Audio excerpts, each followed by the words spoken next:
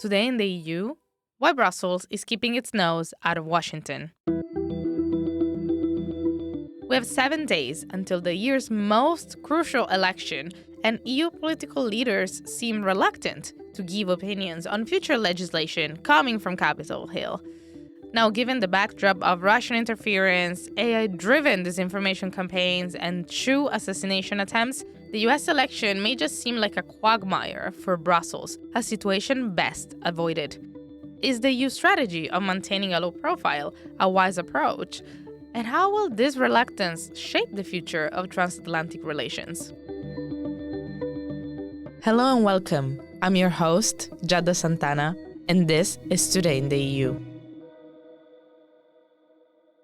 Today, I'm joined in the studio by Magnus Lund Nielsen, our politics reporter. Hi, Magnus. Hi, Giada. We're a little more than 1 week away from the elections as we're recording this interview on Friday. To start with, what are the polls saying? The polls are saying that this is going to be extremely tight. The most recent polling is showing that Harris is going through a bit of a rough patch. That is to say that she's seen her poll numbers fall, not a lot, but a tiny bit in national polls, which is less interesting than the polls in the swing states where the winner is ultimately going to be found. And also in the swing states, she has seen her numbers failing a tiny bit. But there's a conversation currently in U.S. Democratic circles whether to just press the big panic button. And we're not there yet. By any account, this is a complete toss-up at this point. We're here to talk about what's happening in Washington, but from Brussels' perspective. And what's peculiar, really, is that if we think about the relationship that Brussels has with Trump and with Harris, on paper, there's not even a conversation. Harris is supposed to be a stronger ally to Europe than Trump, and yet she doesn't seem to have gathered enough support here. Is it because we're not at the top of her priority list, or why is that? What really strikes me is not necessarily whether she gained the support or not, is more that we just don't talk about it. Mm-hmm. Like back in 2016, especially back in 2016, and also to a large extent in 2020, there seemed to be a lot on the line for the Europeans, and the Europeans were quite invested in it. It's not to say that we're not following it this time around, because we definitely are, but you see people being more reluctant to give their 2 cents on what they think. And I think there's a range of reasons for that. Yeah, you're absolutely right. Preparing for this episode, I was going through social media accounts of all EU political parties. There's not a mention of what has been happening in Washington since 2020 when they congratulated Joe Biden. And the two candidates at the moment are neck and neck. Is the uncertainty triggering Brussels' reluctance in a way to voice any tough opinions? Some of it definitely comes down to diplomatic protocol because, well, Europeans, both in the Council and in the European Parliament, know that they're going to have to make do with whoever ends up in the White House. So some of it is down to sort of diplomatic protocol, and you want to stay neutral because this is indeed a toss-up. But some of it, I think, also comes down to, well, that there seems to be maybe a bit less on the line for EU policymaking. And that might sound like a controversial take, which it probably is. But what I'm thinking is that the overall trajectory that the EU is already on was kickstarted with the first Trump term. And we're not going to go back on that, whether it's with a Harris or whether it's with a Trump administration. It's pretty similar to what we heard Charles Michel say in an interview the other day, that the U.S. is going to stay protectionist, whoever ends up there. And I've been in Strasbourg over the week and talking to parliamentary sources there. What some of them have been keen to mention is the fact that the Inflation Reduction Act, which was this grandiose infrastructure public investment package passed for the U.S. Congress, prioritizing U.S. firms over, well, for instance, European firms, was passed by a Democratic president, right, during these Biden years. And so Europeans have not been left in a particularly better spot with a Biden White House than with a Trump one.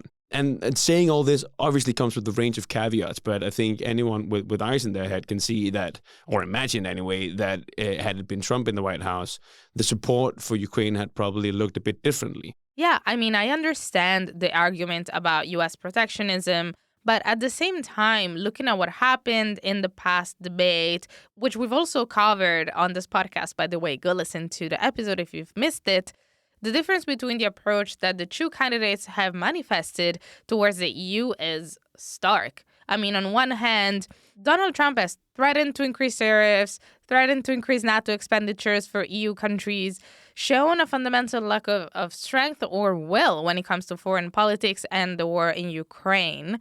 So it seems to me disingenuous now that EU politicians are coming out to say, well, either way, it's the same. It's a one-way scenario. Now, I see you're shaking your head for our listeners at home that can't see you. But is there also a little bit of fear of triggering a PR mess? And does this has to do with why EU politicians are not speaking up? I mean, we've just seen what happened to the Labour Party last week, right?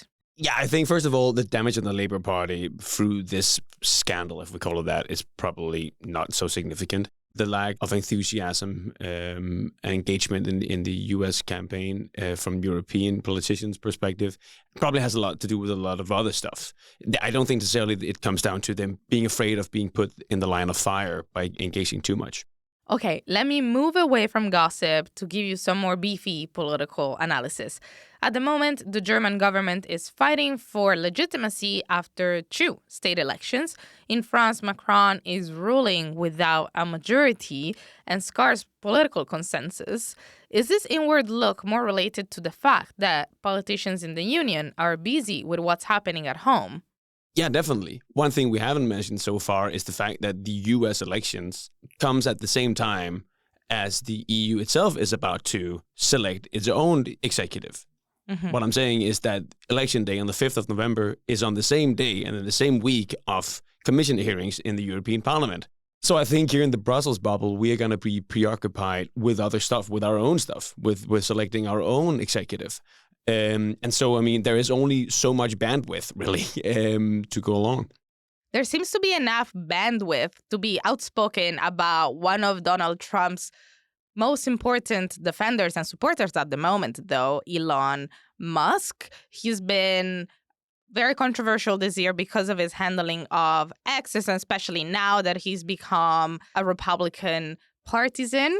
The EU's been very cautious to comment on the elections. At the same time, it has been outspoken about X's handling of free speech and media freedom. Yeah, and I know that you interviewed Commissioner Jourova on this topic recently. How was that? Yeah, I had an interview with Vera Jourova last week. She's the outgoing VP for Values and Transparency. And I mean, our conversation really embodied this dichotomy I was telling you about. On one hand, she refused to comment about what's happening in Washington politically. I would like to keep in European Union because I should not say anything on the American elections, presidential elections. Of course, we are watching it, but we try not to say anything which could be seen as influence on the campaign. But instead, when it came to Elon Musk and X, she criticized the platform's CEO as far as to bring up the Holocaust. In European states, we have very difficult history and we have very bloody lesson to learn. That's why in all my discussions with the digital bosses, the discussions about the European soul, I was always alerting them, please take measures against growing hate and violence. Because without that, you will become the actors of something very, very unpleasant. Mm-hmm. And your reference to history here, does that explain your quote about Elon Musk being a promoter of evil? Mr. Musk is the person who does not recognize the good and evil because otherwise he would also recognize that we have a very strong purpose and reason for moderation of the content. I'm afraid we are in the time when we should stop being embarrassed by speaking about these big things. I promised that to a survivor of Holocaust in Auschwitz. Maybe one day Mr. Musk will understand why I said it. Now I've made my case. How do you explain this imbalance? I think it comes down to two things. One of the things is that, well, Europeans just love their digital policymaking. So one of the sort of the big hallmarks of the last mandate was, well, the DSA, the Digital Services Act, which together with the DMA, the Digital Markets Act, slightly rewrites some of the ground rules on the internet. And without saying too much, I think it's fair to say that Elon Musk has been on coalition course with a lot of this policymaking. And so that's obviously why he catches the eye of a lot of EU policymakers. That's the one reason. I think the other reason, which is also implied in your question, is that while a lot of EU decision makers, lawmakers might be reluctant to criticize Trump himself, you can criticize Elon because he is, well, now he's completely endorsed the MAGA movement. So it's a way for EU decision makers to, well, criticize Trump, but one removed, which is, signaling a political stance without making things too difficult in the future should Trump get a second term. And looking on to the future, do you think that this reserved, cautious approach that now characterizes transatlantic relations will set the tone for how things will be going from now on? Yeah, I mean, because that's what we've been doing so far. There was a parliamentary official who spoke to me yesterday who said that, well, with the Trump administration, it's going to be quick and painful. But with the Harris administration, it's going to be slow and painful. So we end up in the same sort of tough spot with either president. And I think the policy making that's coming out of Brussels these days is gonna be the same. There's gonna be a bigger focus on what we call it strategic autonomy. It's some of the things that's come out of these reports being produced every other week by former Italian prime ministers, the Letta report and the Draghi report, essentially saying the same thing, that the EU needs to be better in standing in its own right.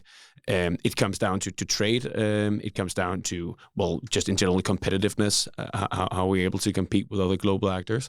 And it comes down to defense, because it was actually a little thing that was interesting to note was that a few weeks ago, the Ukrainian President Zelensky presented his so-called victory plan. And a part of that victory plan was to replace U.S. troops on European soil, for instance, in Germany, with Ukrainian troops, so as to facilitate the U.S. diminishing its presence on European soil.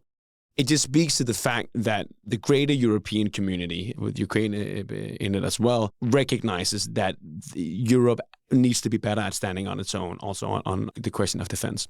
The breakup is permanent. Yes. Thank you, Magnus. I'm Giada Santana, and this was Euractiv's Today in the EU podcast. Visit Euractiv to stay on top of the latest news, sign up for our newsletters, and if you haven't subscribed yet, you can find us on Spotify, Apple Podcasts, or your favorite streaming platform. Don't forget to leave us a star review. It will really help us spread the word about our work. This podcast was produced by Miriam Sainz de Tejada, Charles Cohen, and I.